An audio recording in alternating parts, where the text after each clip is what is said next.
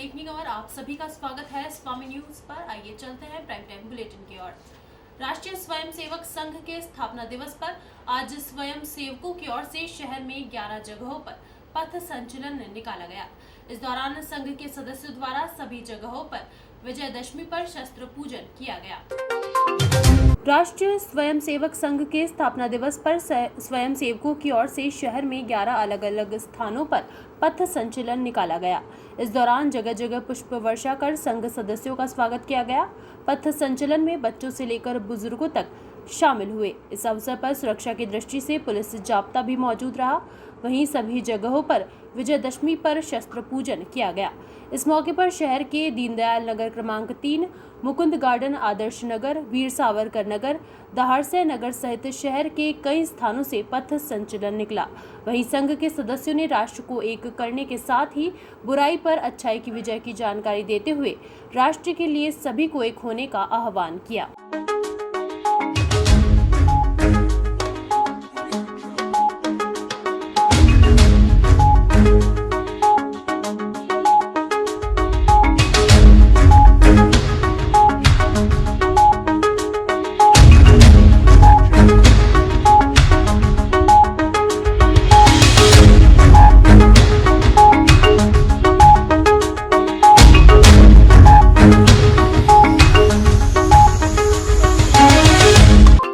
अजमेर में राष्ट्रीय स्वयंसेवक संघ के स्थापना दिवस समारोह और विजयदशमी के पावन पर्व पर शहर के 11 अलग जगहों से पथ संचलन निकाला गया, जिसके तहत वीर सावरकर नगर, नगर क्रमांक 2 में राष्ट्रीय स्वयंसेवक सदस्यों ने पथ संचलन निकाला। इस मौके पर पथ संचलन लौंगिया मोहल्ले से प्रारंभ होकर दिल्ली गेट, महावीर सर्किल, नया बाजार, धान मंडी होते हुए वापस लौंगिया मोहल्ला पहुंचा। इस दौरान शाखा के सदस्यों ने बढ़ चढ़कर कार्यक्रम में भाग लिया।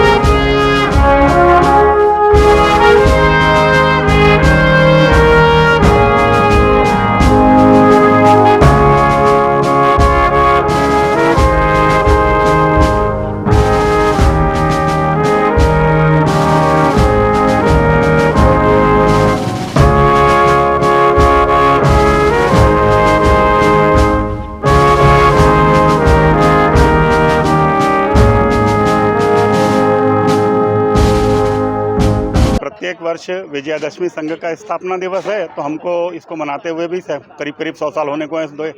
और ये प्रत्येक वर्ष निकलने वाला कार्यक्रम है। हर साल तो महानगर के रूप में निकलता था, इस बार ये तय किया कि भाई हर नगर का अपना अपना अलग ही निकलेगा। नहीं तो पहले निकल जाते थे नगरों के, और इस दिन विजयादशमी के दिन महानगर का होता था। और उद्देश्य एक ही रहता है सदैव की तरह कि सज्जन शक्ति के हृदय में ये विश्वास जागृत होना चाहिए कि भाई वो अकेले नहीं है, और दुर्जन शक्ति जो राष्ट्र विरोधी शक्तियाँ हैं उनके मन के अंदर थोड़ा भय निर्माण होना चाहिए कि भाई हम इतना कमज़ोर नहीं है भारत, और वो उनसे सबसे निपटने में भी सक्षम है।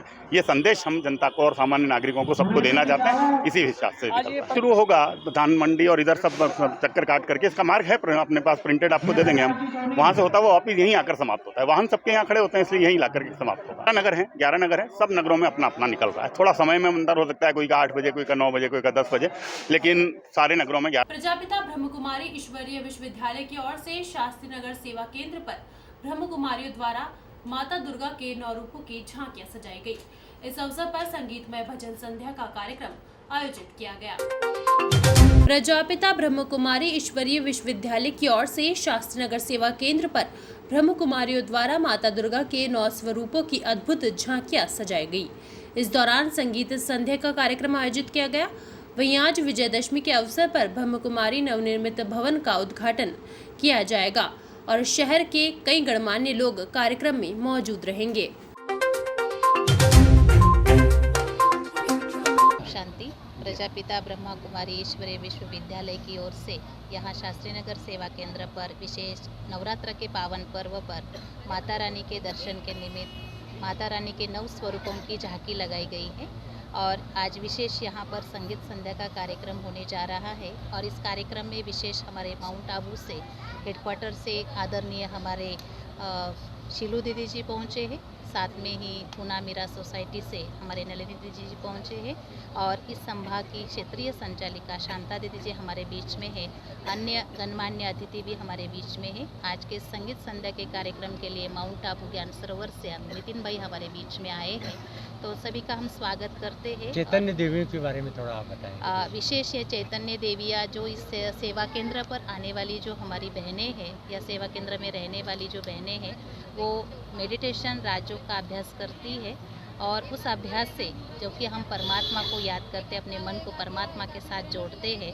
जब भगवान के साथ अपने आप को जोड़ते तो वो पावर हमारे अंदर आती है, वही पावर हमारी ये एकाग्रता कार्यक्रम को कब बढ़ाती है। और कहाँ हुआ और आगे क्या कार्यक्रम आपके?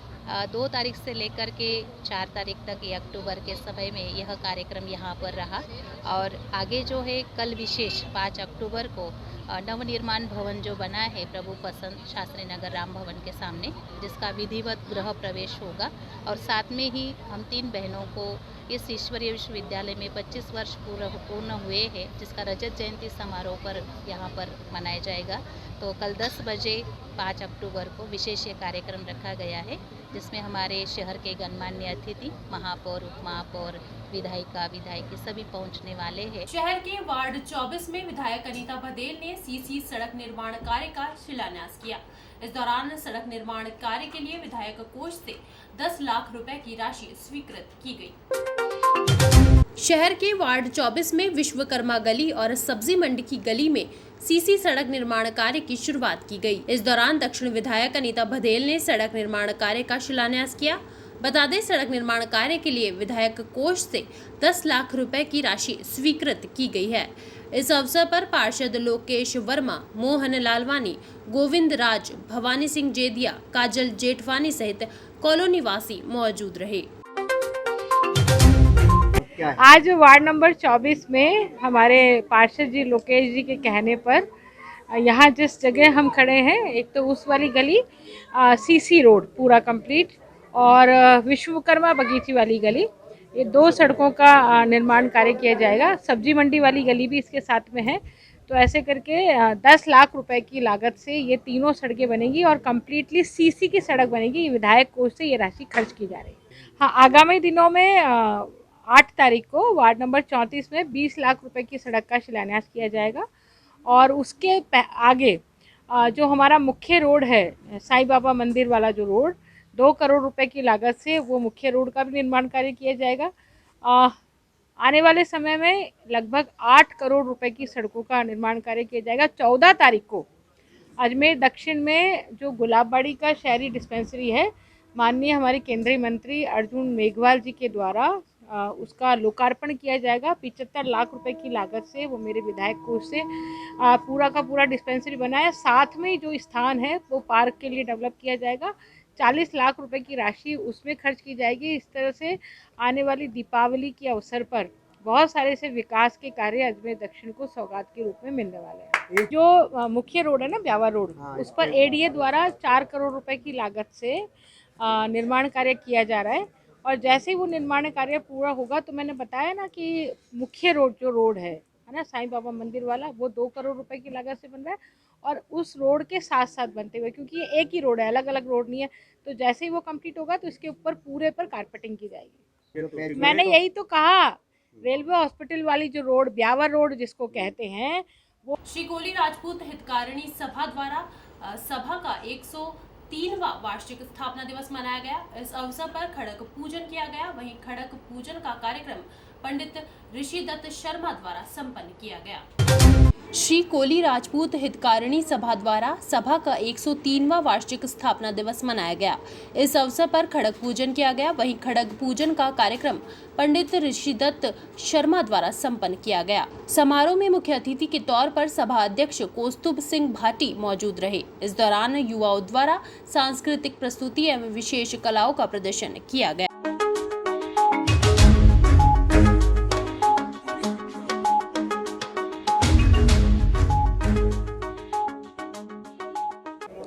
ये हमारे श्री कोली राजपूत हितकारिणी महासभा का 103वां स्थापना दिवस है।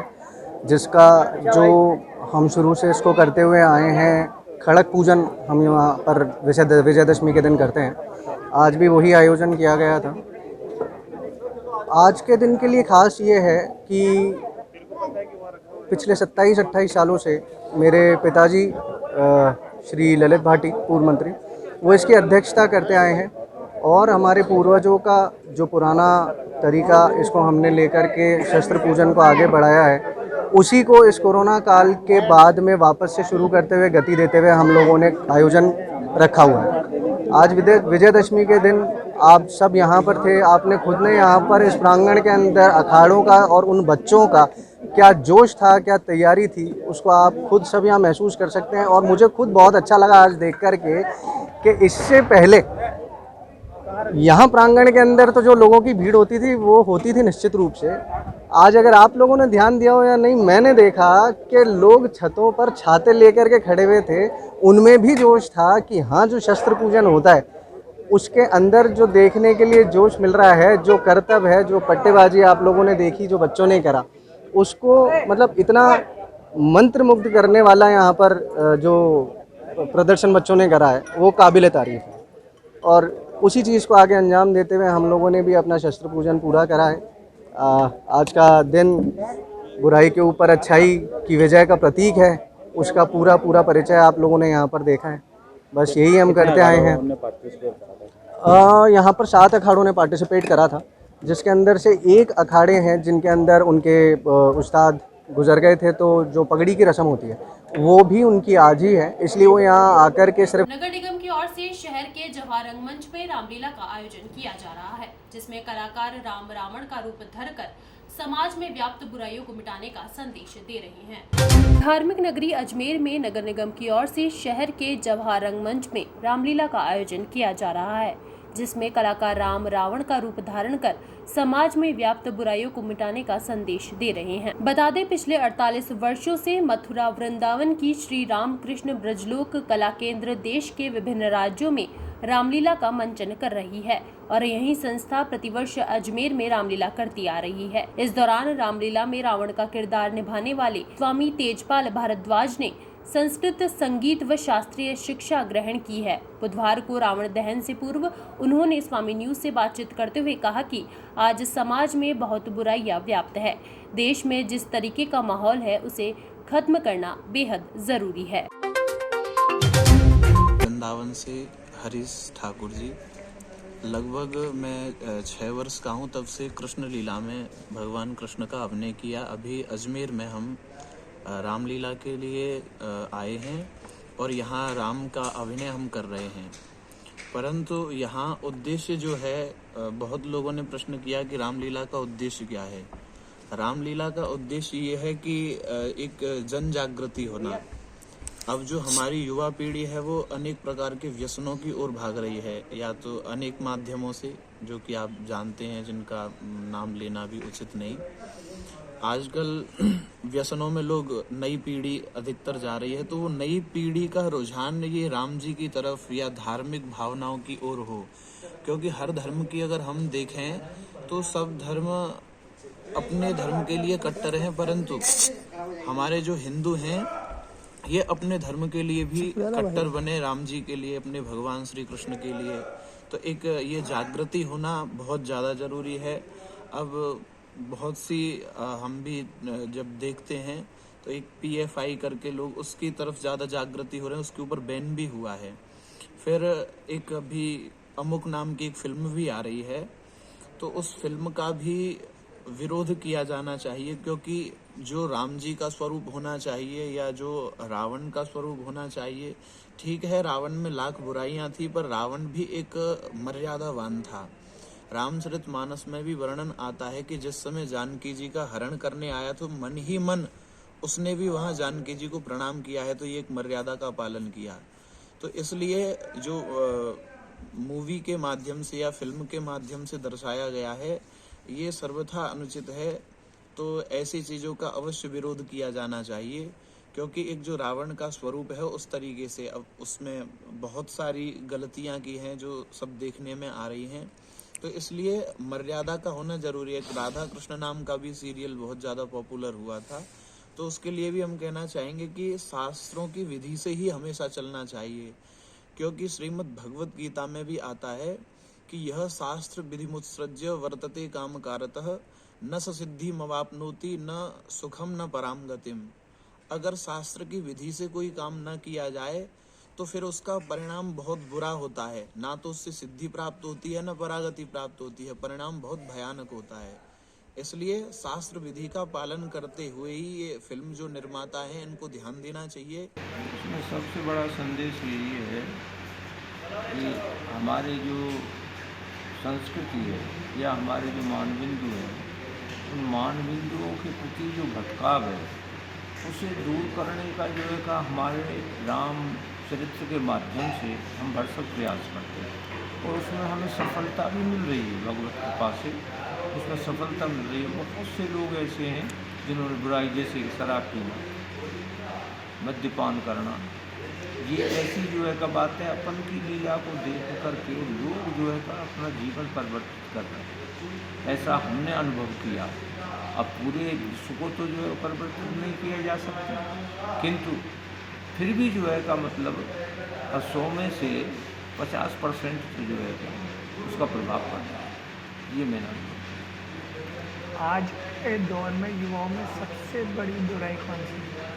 सबसे बड़ी बुराई आज के युग में जो है का अपने माता पिता के प्रति जो पुत्र का धर्म होता है उसको जो है का भूल करके केवल अपने सत्सुख के लिए, अपने सुख के लिए वो जो है कार्य करते हैं। अगर माता पिता अच्छे हैं और अच्छा मार्गदर्शन कराने वाले हैं, अगर उनके इसी तरीके की ताज़ा तरीन खबरों के लिए बने रहिए स्वामी न्यूज़ पर। धन्यवाद।